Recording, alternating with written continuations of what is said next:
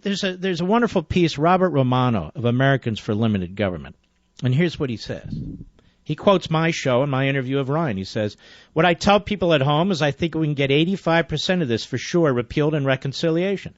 That was Paul Ryan on the Mark Levin Show national radio program on July 11, 2012, outlining House Republicans' plan to repeal almost all the health care law via the budget reconciliation process. He said this in July 2012. He said this with the election in November 2012, right, Mr. Producer? So he said this in the lead up to the election. And that sure got my attention.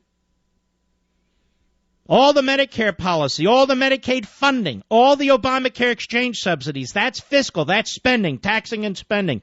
All of that can go into reconciliation, which has always been our plan. It is our plan. Got that?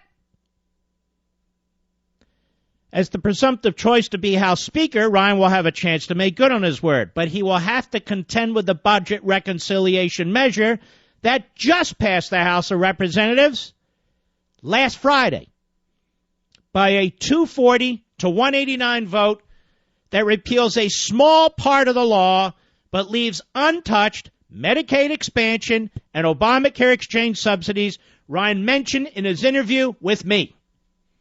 The problem is those are easily the most expensive parts of the law at $153 billion a year through 2025, according to the Congressional Budget Office. That accounts for more than 90% of new spending that came about as a result of the law being enacted. So if you can repeal 85% of Obamacare through reconciliation, why would you vote for a budget bill that prevents it? Ryan voted for that bill on Friday.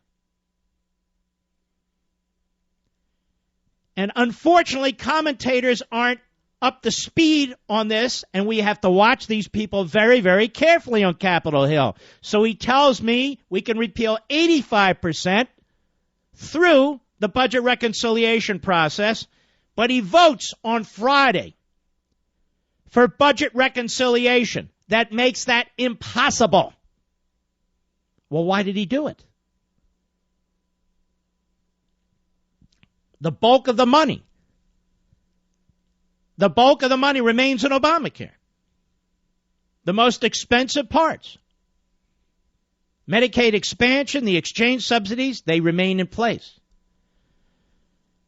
So to call that a disappointment, he writes, would be an understatement. Is it any wonder why some conservatives in the House and Senate oppose this legislation? Is it any wonder why some of us question Paul Ryan? Oh, you're not allowed to do that. Do you know he's going to be the most conservative speaker in the history of speakers? Huh? What? Congressional Republicans ran in 2014 on putting a repeal of the health care law on Obama's desk. Are they lying now or were they lying then? Everyone knows he will veto it, but that's not the point. Republicans promised to do it. And voters expect that if you make a promise, you have to keep that promise. Is that so hard? It is this sort of tepid, half-assed gimmickry that frankly enrages grassroots constituents who were instrumental in helping Republicans secure the House and Senate majorities in 2014. This is what the Bushes will never understand. This is what Romney will never understand. This is what their surrogates and the pretend media will never understand. If Republicans can't even get a straightforward repeal via reconciliation on Obama's desk, when they promise that's exactly what they would do, what hope is there that they'll push such legislation on a Republican president's desk?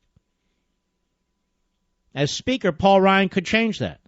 But to get there, Ryan needs to assure the Republican conference that repealing Obamacare via reconciliation and getting on Obama's desk now, not later, will be his most urgent priority. Well, I would say that, among others. So conservatives have a right to be disturbed by what's taking place, to look at this. That's why I spent so much time the other day playing his interview with me. Not because I like to hear my voice, because I wanted you to hear what he said. That's their plan, to repeal 85%. Give them the Senate. They have the House, give them the Senate. That's their plan, 85% in reconciliation.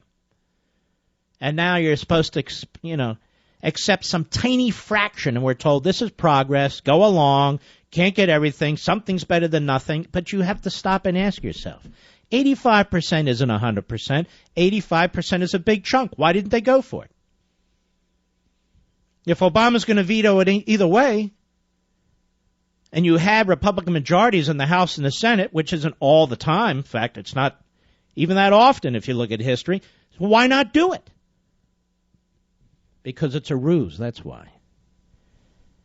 Because they don't want to get rid of these exchanges. Because some people now use them. It's because they don't want to get rid of Medicaid expansion. What would that say to John Kasich and Chris Christie and the governor of Nevada and the governor of New Mexico, both Republicans, and other governors all over the country, Republicans and Democrats, who expanded Medicaid? If you now abolish that provision. I think this is why you listen to this show, because we get past the superficial and we look deeply into these things. I'll be right back. Mark Levin.